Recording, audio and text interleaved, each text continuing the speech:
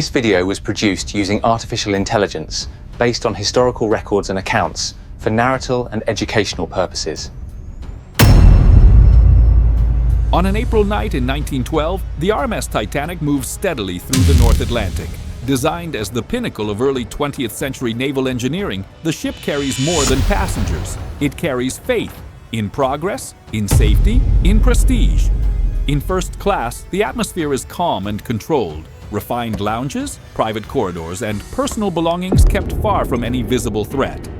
Contemporary records suggest that among these belongings were objects of exceptional value, carefully protected, rarely seen. Before we move through these spaces, while history is still intact, like the video, subscribe to the channel, and comment which city you're watching from to follow this investigation from the very beginning.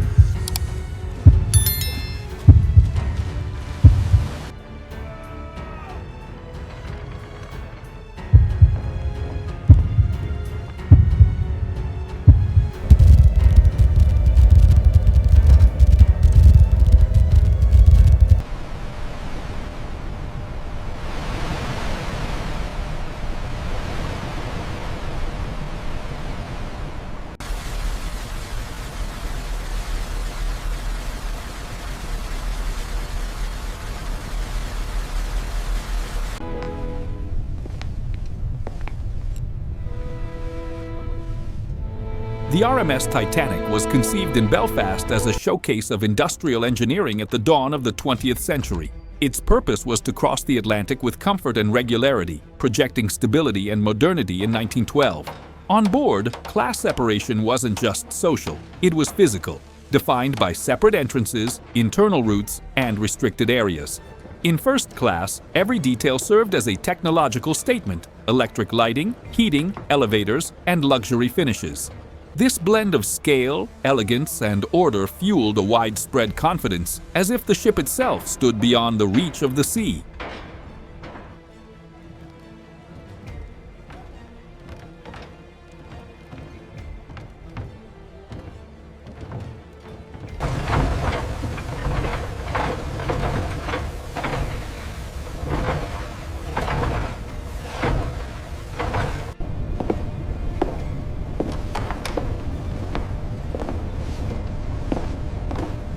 In the first-class areas of the RMS Titanic, daily life followed precise schedules and carefully organized spaces. Formal dinners, private lounges, and secluded corridors kept movement predictable and quiet in April 1912.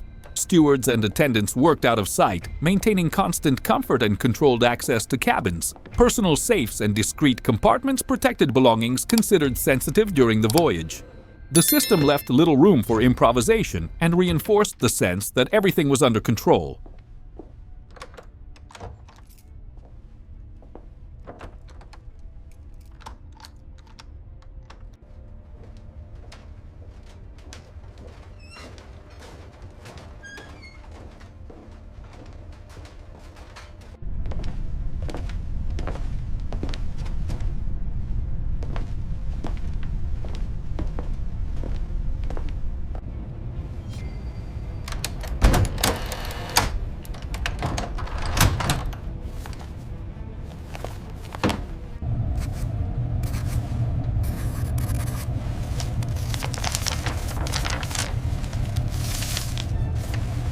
On the RMS Titanic, the protection of valuables followed defined procedures for first-class passengers in 1912. Personal safes, ship records, and insurance lists documented items deemed sensitive during the crossing. Luggage was organized by access and priority, limiting unnecessary circulation. This quiet preparation strengthened confidence in the system before any sign of danger appeared.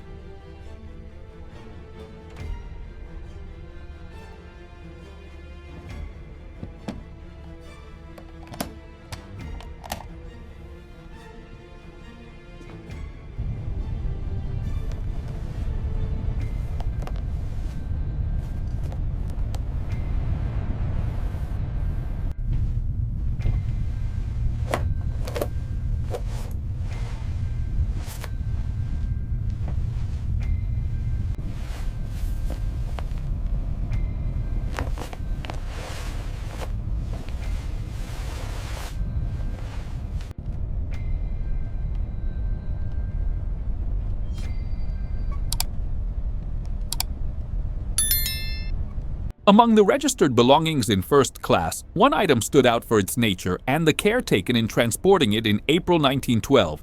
It was a luxury edition book, kept out of normal circulation. Its storage followed specific standards, signaling both material and symbolic value. Up to this point in the voyage, it remained protected, intact and discreetly woven into the ship's routine.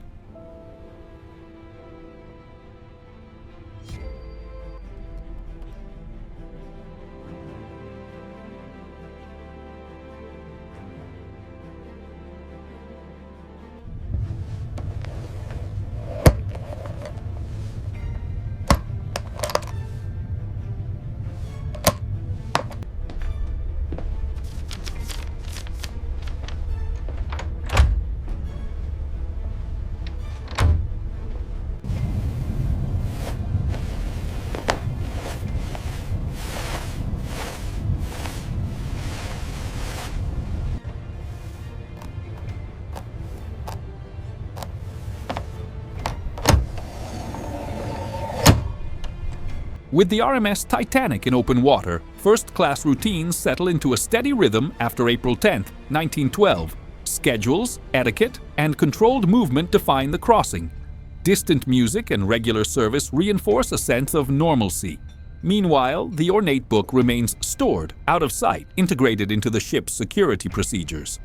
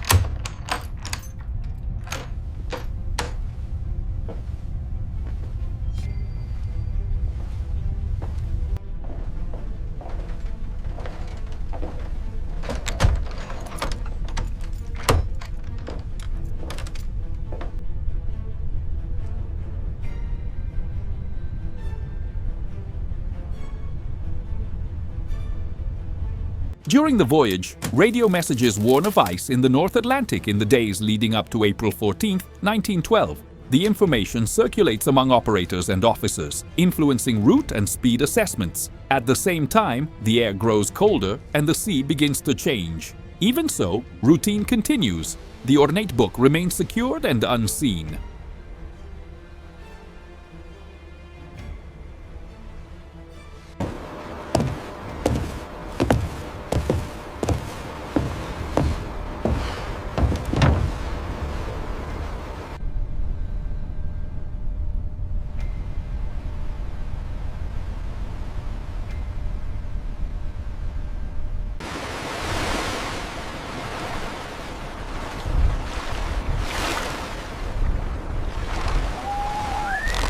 On the night of April 14, 1912, the RMS Titanic moves forward beneath a clear sky and an unusually calm sea. The lack of waves removes visual cues that might reveal ice at a distance. The temperature drops gradually, but navigation continues unchanged. Confidence in the ship's design remains intact. In this setting, the book stays stored, out of sight.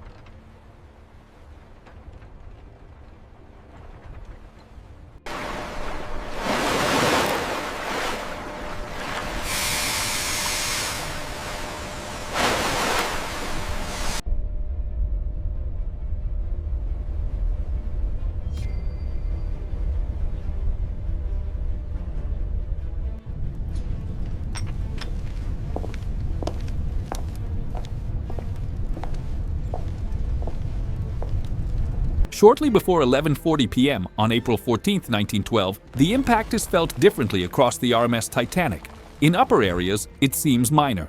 Below decks, water begins to rush in. Officers and engineers launch immediate technical responses to assess the damage. On board, most passengers still fail to grasp the seriousness of what has happened.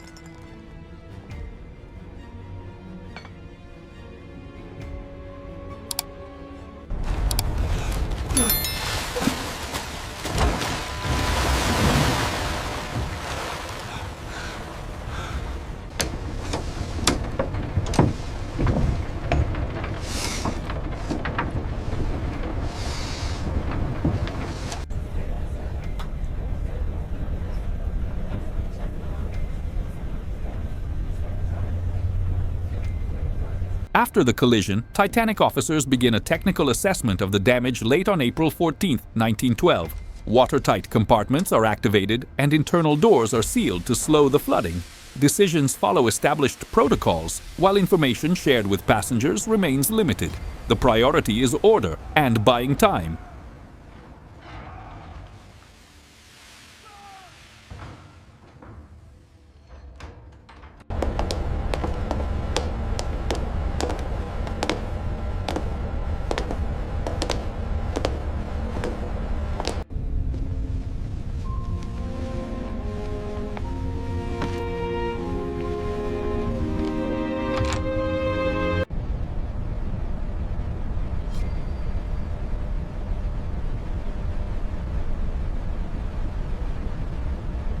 As the situation unfolds that night, the crew of the RMS Titanic begins preparing the lifeboats. Instructions remain cautious, and many passengers hesitate to leave warm, well-lit spaces. The shift from normalcy to emergency happens in stages. Meanwhile, the book remains stored. To follow the next moments of this investigation, subscribe to the channel.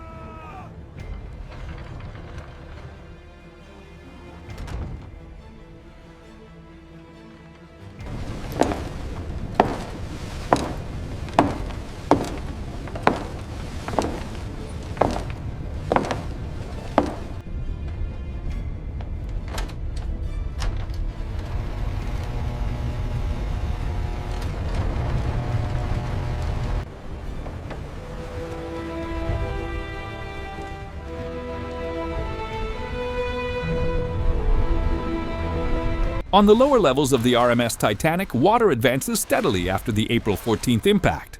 Technical corridors begin to flood, forcing internal routes to close. Crew members are reassigned to contain damage, isolate sections, and maintain essential functions. The emergency spreads, from localized to shipwide.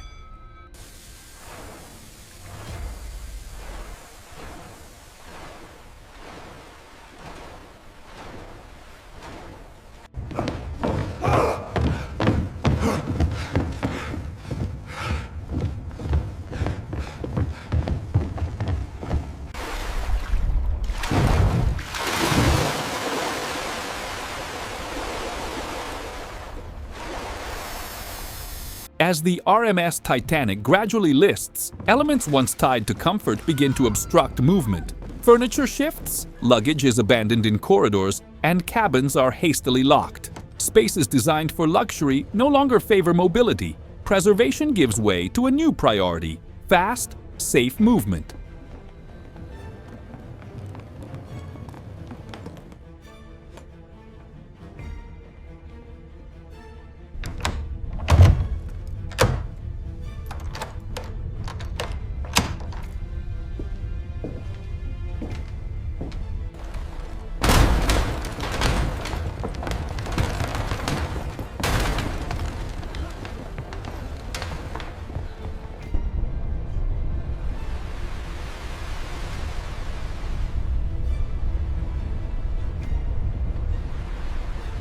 As evacuation gains urgency late on April 14, 1912, decisions aboard the RMS Titanic are made in seconds. What to take and what to leave becomes a practical choice, not an emotional one. The priority is clear: people. Objects lose relevance as time runs out. In this context, the book becomes impossible to carry and is left behind.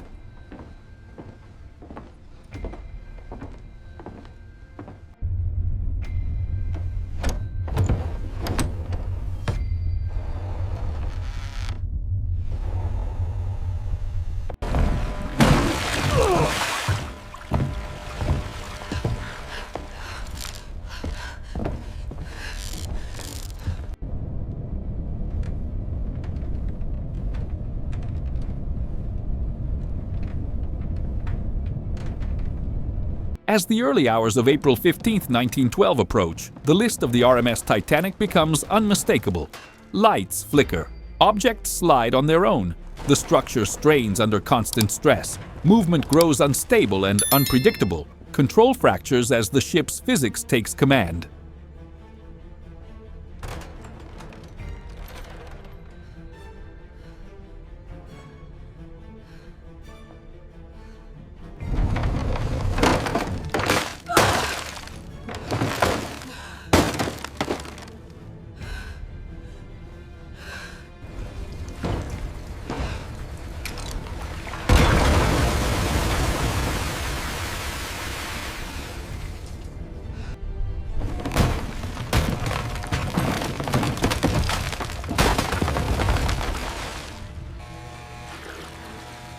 In the final phase of evacuation, the decks of the RMS Titanic tilt sharply in the early hours of April 15, 1912.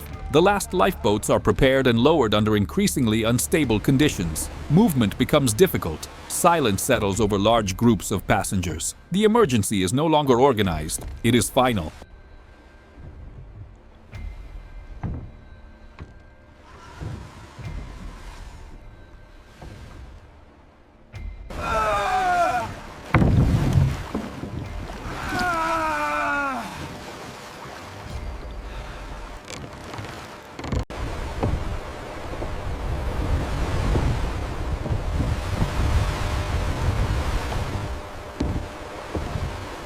As the angle increases, the RMS Titanic enters continuous structural stress in the early hours of April 15, 1912. Metallic sounds grow frequent as the ship exceeds its design limits. Vibrations race through the hull. Separation is no longer theoretical. Rupture becomes imminent and irreversible.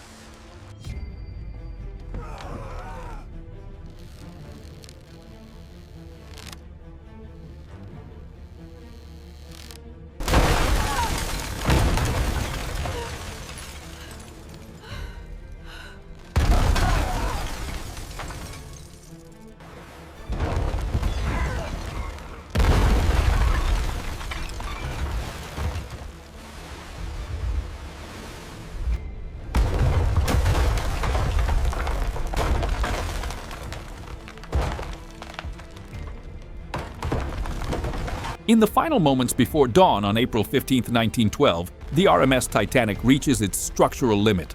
The hull can no longer withstand the accumulated stress and breaks in two. The bow vanishes beneath the surface as the stern rises, exposing spaces once hidden. The sequence unfolds continuously, beyond any chance of reversal.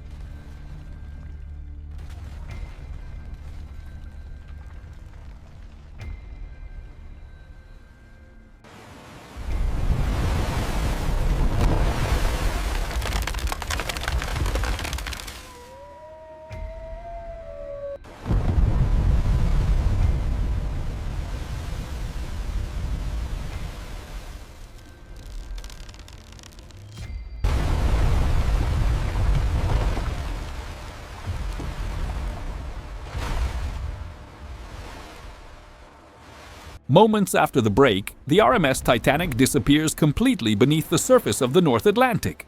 A debris field begins to form as sections separate during the descent.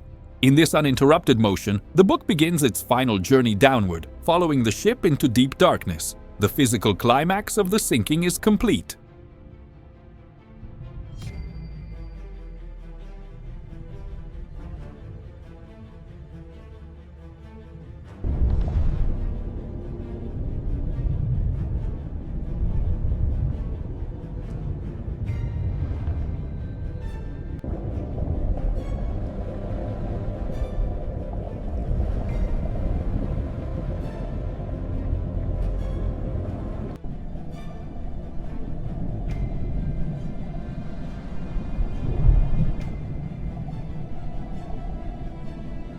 After vanishing from the surface, the wreckage of the RMS Titanic continues its descent through the North Atlantic. Light fades quickly as darkness takes over. Fragments of different sizes fall at different speeds, shaped by density and drag. Pressure rises with every meter, defining the final fate of everything sinking, including the book.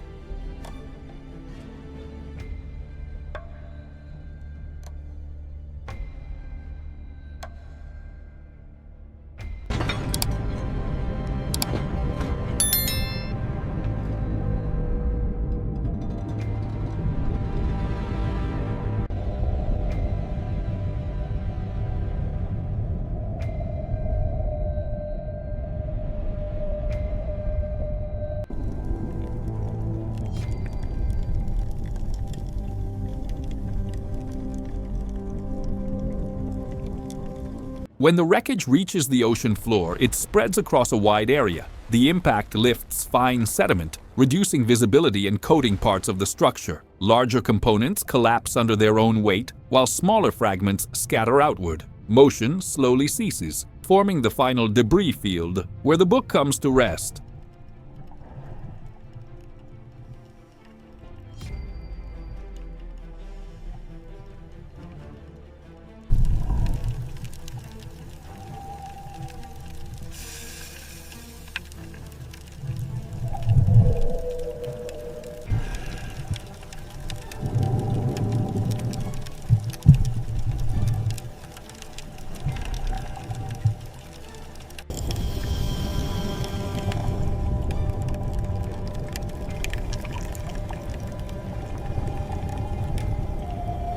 On the North Atlantic seabed, low temperatures and total darkness create a stable environment after 1912.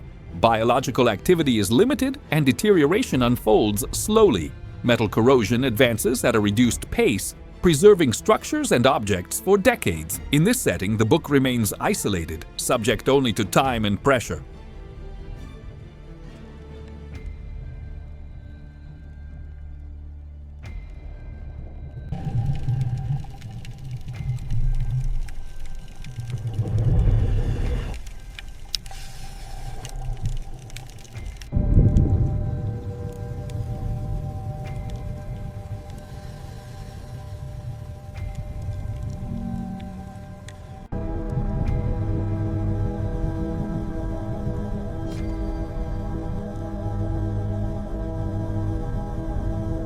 Among the scattered wreckage, a case remains visible between collapsed sections of the RMS Titanic. Shielded from direct impact, its contents avoid immediate alteration. The diamonds retain their physical integrity, preserved by pressure, cold, and darkness. Without human intervention, the book becomes part of the archaeological site, in absolute silence.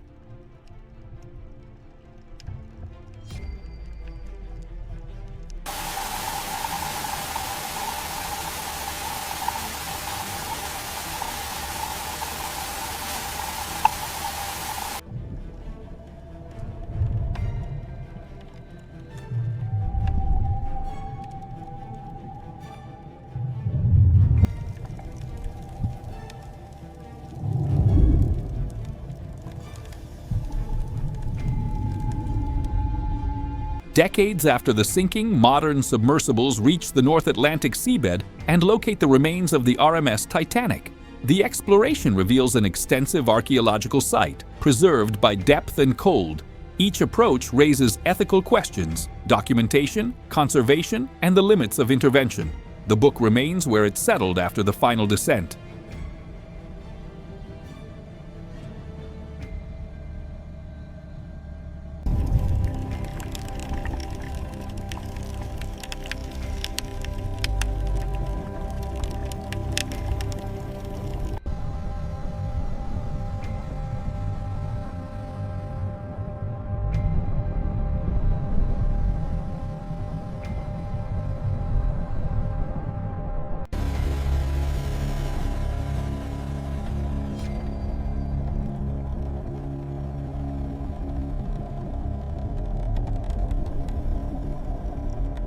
As expeditions advance over the decades, certain objects are recovered from the Titanic site.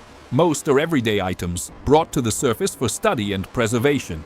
Personal belongings are catalogued, identified, and contextualized. Not everything is removed. Many elements remain in place, forming part of the archaeological record.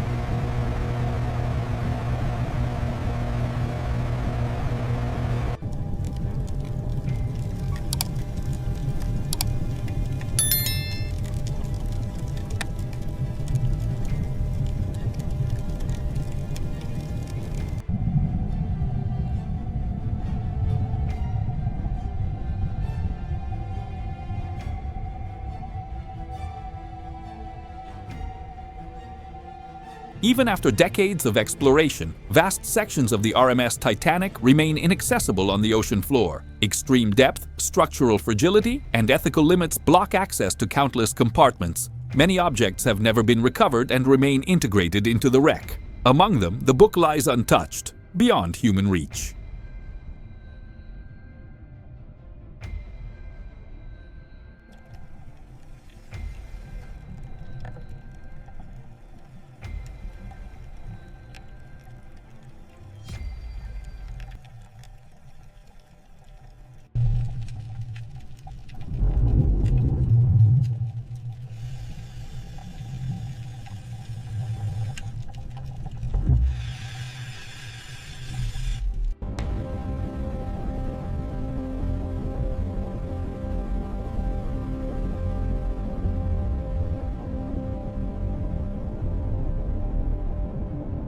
Today, the RMS Titanic is recognized as a protected underwater historical site, governed by international agreements and archaeological principles. More than a shipwreck, it stands as a physical record of human decisions, technology, and limits. In this context, the book ceases to be just an object and becomes a symbol of loss and preservation. Time, cold, and depth take on their final role as guardians,